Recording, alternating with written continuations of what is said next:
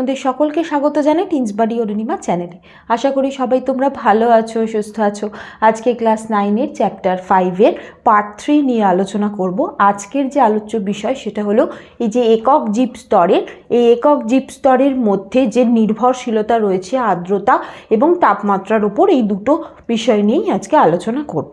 প্রথমেই আসি আর্দ্রতা। দেখো, এই যে একটা জীব যে জায়গায় বসবাস করছে সেই জীবের উপর প্রভাব রয়েছে সেই স্থানের আর্দ্রতার। আর্দ্রতা যদি বেশি হয় সেই জীবের ক্ষেত্রে সেই জীব নিজের শরীরকে এমনভাবে অভিযোজিত করে নেবে যে যাতে অতিরিক্ত আর্দ্রতা শরীর থেকে সে বের করে দিতে পারে। তেমনি আবার যদি কম আর্দ্রতাযুক্ত স্থানে সে বসবাস করে তাহলে সে সেই জায়গায় সেইভাবে নিজেকে মানিয়ে নেবে। তাহলে এইটাই আর্দ্রতার ক্ষেত্রে। প্রথমে যদি উদ্ভিদের কথায় আসি, উদ্ভিদের ক্ষেত্রে দুই প্রকার দেখা যায়। কিছু উদ্ভিদ বেশি আর্দ্রতাকে পছন্দ করে, কিছু উদ্ভিদ কম আর্দ্রতাকে পছন্দ করে। যে সমস্ত উদ্ভিদ কম আর্দ্রতাকে পছন্দ করে, মানে মরুভূমি এলাকায় যে সমস্ত উদ্ভিদ জন্মাচ্ছে সেই সমস্ত উদ্ভিদের ক্ষেত্রে কি হয়, ওরা আর্দ্রতা অনেক কম পায়। সেই জন্য কি হয় যে ওরা এই যতটুকু আর্দ্রতা পায় ততটুকু ওরা ধরে রাখার চেষ্টা করে। এই রকম উদ্ভিদকে জেরোফাইট উদ্ভিদ বলে। যেমন ধরো ফনিমনসা, ইউফরবিয়া, এই সমস্তগুলো। এদের কি বৈশিষ্ট্য দেখো, যেটুকু আর্দ্রতা পাচ্ছে ওদের ধরে রাখতে হবে। এবার উদ্ভিদদের ক্ষেত্রে যেহেতু কথা বলছি, উদ্ভিদের দেহ থেকে কি হয়, বাষ্পমোচন হয়। সেই কারণে এরা বাষ্পমোচনটাকে যতটা সম্ভব কমিয়ে ফেলতে চায়। তাহলে এদের যদি দেহে পাতা থাকে সেই পাতা কাঁটায় রূপান্তরিত হয়ে যাবে। কাঁটা হয়ে গেলে কি হবে, দেখো একটা পাতা এরকম হলে এর ক্ষেত্রফল কাঁটার তুলনায় কি এর ক্ষেত্রফল বেশি, এর ক্ষেত্রফল কম। তাহলে ক্ষেত্রফল কম মানে কি হবে, বাষ্পমোচনও কম। তাহলে এদের পাতা কাঁটায় রূপান্তরিত হয়ে যায়। তার সাথে সাথে এদের যে কাণ্ড, সেই কাণ্ড স্থূল হয়, মোটা হয়, রসালো হয় এবং এবং চ্যাপ্টা হয়, যাতে ওর ভিতরে অনেকটা জল ঢুকে থাকতে পারে, মানে ওরা ধরে রাখতে পারে জলটা। তার সাথে সাথে কাণ্ডে কিউটিকল দেখা যায়। কিউটিকল মানে কাণ্ড থেকে যাতে অতিরিক্ত জল না বেরিয়ে যায়, সেই জন্য কাণ্ডের ওপরে মানে মোটা কিউটিকলের আবরণ থাকে। কিউটিকল হলো মোম জাতীয় আবরণ, যেটার ফলে কি হয়, উদ্ভিদ বাষ্পমোচনটাকে কমাতে পারে। তার সাথে সাথে কি হয় যে এদের যে মূল মানে প্রধান মূল সেটা অনেক দূর বিস্তৃত হয়। দেখো মরুভূমি এলাকায় কি হয়, জল যেহেতু ওরা পাচ্ছে না সেই জন্য মূল ওরা অনেক দূর বিস্তৃত করে, মাটির তলা থেকে জল শোষণ করে। সেই জন্য প্রধান মূলটা অনেক দূর অবধি বিস্তৃত হয়। আর যে পার্শ্ব মূলগুলো আছে, শাখা প্রশাখা মূলগুলো, ওগুলো ওপরই অংশের ভাবে বিস্তৃত হয়, যাতে যখনই বৃষ্টিপাত হবে তখনই কি হবে, সেই জলটা ওরা খুব তাড়াতাড়ি শোষণ করে নিতে পারে। তাহলে প্রধান মূলটাও মাটির গভীর অবধি যায় এবং পার্শ্ব মূল যেগুলো থাকে সেগুলো মাটির ওপরে ছড়িয়ে থাকে। ঠিক আছে, সেগুলো সমস্ত আশেপাশের এলাকায় যে জলটা পড়বে, এখানে যদি বৃষ্টিপাত হয় এই জায়গাটায় যে জল পড়বে ওপরি অংশ থেকে সেই জলটা যাতে ওরা টেনে নিতে পারে। তাহলে দেখো যেটুকু জল পাচ্ছে ওরা, সেই জলটাকে ওরা সহজে টেনে নিচ্ছে এবং জলটাকে ধরে রাখছে কাণ্ডের মধ্যে এবং বাষ্পমোচনটাকে কমাবার চেষ্টা করছে। এইগুলোর মাধ্যমে এই জেরোফাইট জাতীয় উদ্ভিদগুলো কম আর্দ্রতাযুক্ত জায়গাতেও বেঁচে থাকতে পারছে। এবার আসি বেশি আর্দ্রতাযুক্ত যে সমস্ত জায়গায় উদ্ভিদগুলো জন্মাচ্ছে। যেখানে আর্দ্রতা বেশি মানে বেশি বেশি বৃষ্টিপাত হয়, সেই সমস্ত জায়গায় কি উদ্ভিদকে বাষ্পমোচন নিয়ে কোনো রকম মাথা ঘামাতে হয় না। বাষ্পমোচন হয়ে যায় এবং তাদের শরীর থেকে অতিরিক্ত যে জল সেটা বেরিয়ে যাচ্ছে।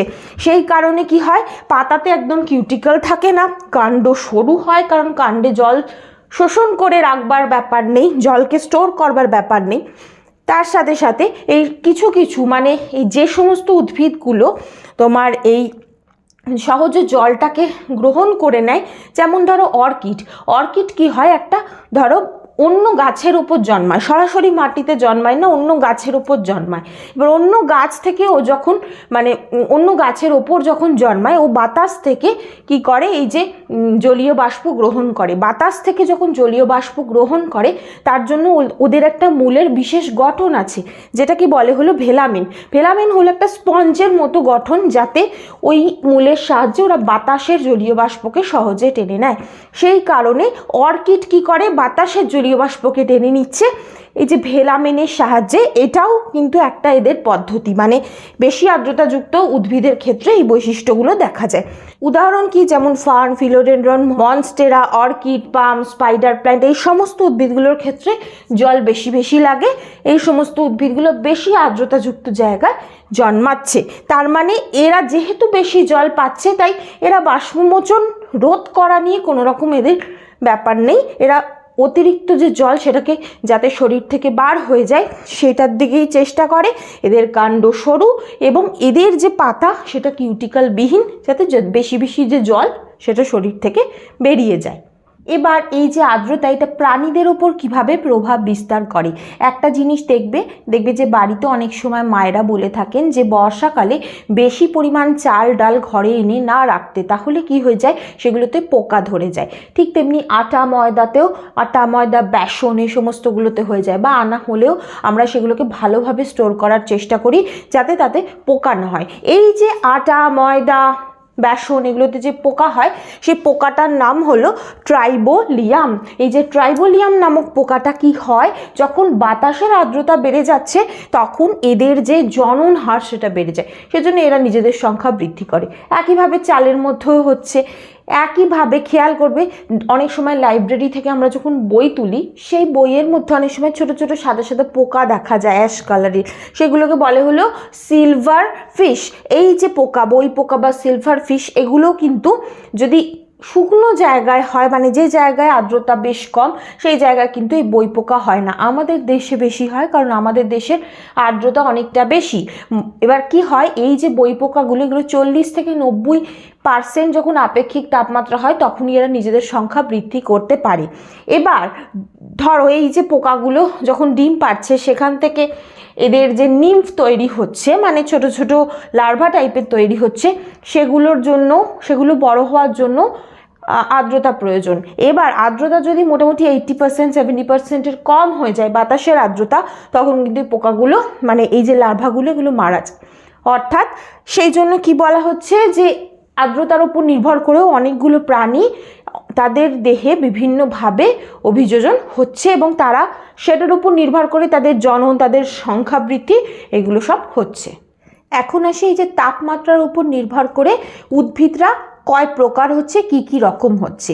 দেখো তাপমাত্রার উপর, মানে তাপমাত্রারও একটা প্রভাব আছে উদ্ভিদের উপর স্বাভাবিকভাবেই, কারণ এটা তাদের উদ্ভিদটা কখন ফুল ফুটবে, কখন সেখান থেকে ফল হবে, বীজ হবে, কখন পাতা ঝরিয়ে দেবে, বা কোনো কোনো গাছের পাতা সারা বছর থাকে, কোনো কোনো গাছের পাতা একটা সময় ঝরে যায়, যে বিভিন্ন ধরন হচ্ছে, এগুলো কিন্তু তাপমাত্রার উপর নির্ভর করেই হচ্ছে।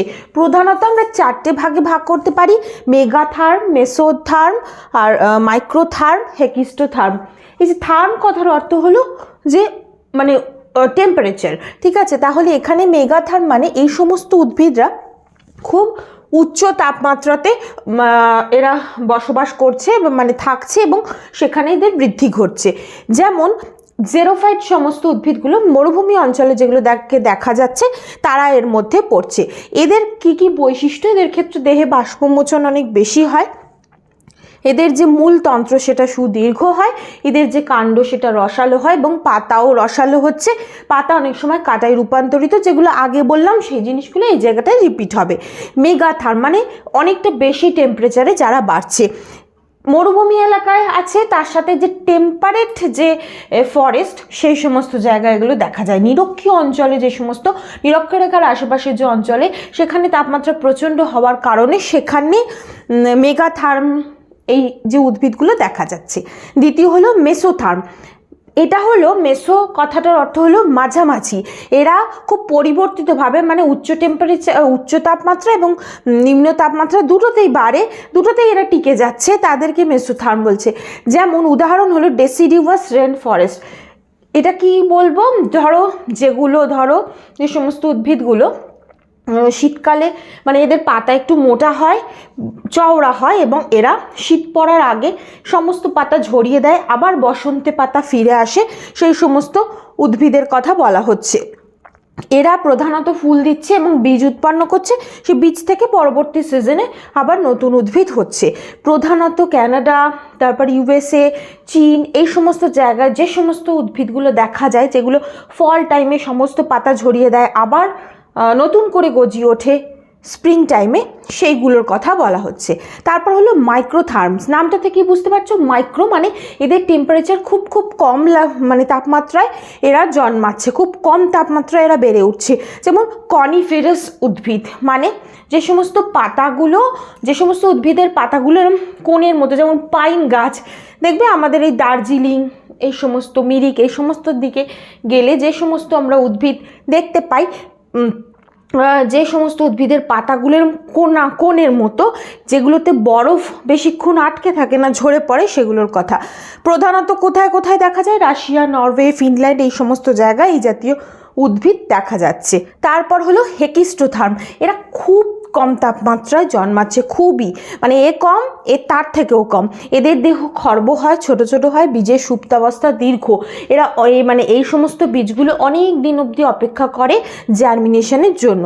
যেমন অ্যালপাইন ভেজিটেশন, আল্পস পর্বতের আশেপাশে যে সমস্ত উদ্ভিদগুলো দেখা যাচ্ছে সেগুলো এর আন্ডারে পড়ছে। তাহলে এই যে তাপমাত্রা উদ্ভিদের ক্ষেত্রে প্রভাব ফেলছে এবং সেগুলোর জন্য এই যে এতগুলো প্রকারের হচ্ছে। এবার আসি এই যে প্রাণীদের ক্ষেত্রে তাপমাত্রার একটা প্রভাব রয়েছে। আমাদের এই পৃথিবীতে বেশ কিছু প্রাণী রয়েছে যারা পরিবেশের যখন তাপমাত্রা পরিবর্তিত হয় সেই অনুযায়ী ওরা নিজেদের দেহের তাপমাত্রাও পরিবর্তন করে ফেলে। নিজেদের দেহের বলতে নিজেদের রক্তের তাপমাত্রা পরিবর্তিত হয়ে যায়। সেই সমস্ত প্রাণীদেরকে বলে পয়কিলোথার্মাল বা স্টেনোথার্মাস বা এক্টোথার্মাল বা কোল্ড ব্লাডেড। কোল্ড ব্লাডেড মানে কি?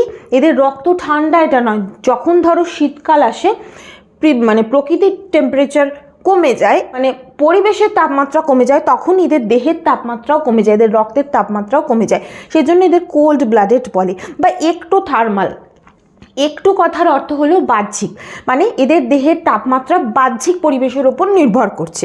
এদেরকে তাহলে কি বলছে? শীতল শোণিত প্রাণী বা স্টেনোথার্মাস বা পয়কিলোথার্মাল বা এক্টোথার্মাল বা কোল্ড ব্লাডেড অ্যানিমেল। ঠিক আছে, এতগুলো নাম আছে, সব কটা নামই পড়ে রাখবে।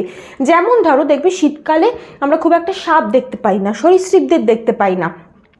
কেন? কারণ এই সমস্ত প্রাণীদের তাপমাত্রা, রক্তের তাপমাত্রা প্রকৃতির সাথে কমে যায়, সেই জন্য এরা বিভিন্ন কাজ করতে পারে না, এরা সেই সময় হাইবারনেশনে বা শীত ঘুমে চলে যায়। ঠিক আছে, আরও একরকম প্রাণী হয় যাদেরকে বলে উষ্ণ শোণিত প্রাণী, যাদের মধ্যে আমরা পড়ি। মানে যখন শীতকাল আসে পরিবেশের তাপমাত্রা কমে যায়, আমাদের রক্তের তাপমাত্রা কিন্তু নির্দিষ্ট থাকে, আমাদের রক্তের যে টেম্পারেচার সেটা বজায় রাখছে। আমাদেরকে সেজন্য বলা হয় ইউরিথার্মাস বা হোমিওথার্মাল বা এন্ডোথার্মাল বা ওয়ার্ম ব্লাডেড। তাহলে এই যে এন্ডো কথার অর্থ হলো দেহের অভ্যন্তরে, এদের যে তাপমাত্রা সেটা দেহের অভ্যন্তর থেকে নিয়ন্ত্রিত হচ্ছে। তাহলে এই সমস্ত প্রাণীরা পরিবেশের তাপমাত্রার ওঠানামা সহ্য করতে পারে এবং নিজেদের দেহের তাপমাত্রাও বজায় রাখতে পারে, তাদেরকে এই যে তোমার উষ্ণ শোণিত প্রাণী বলছে।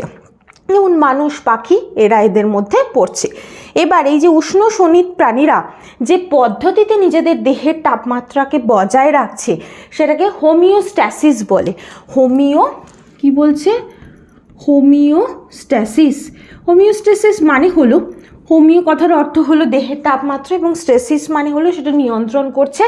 কীভাবে করছে? এটা আমাদের দেহের ভিতরে বিভিন্ন যে বিক্রিয়াগুলো হচ্ছে, বিপাক ক্রিয়া হচ্ছে, সেগুলোই আমাদের দেহে তাপমাত্রা তৈরি করছে এবং সেটা বজায় রাখছে।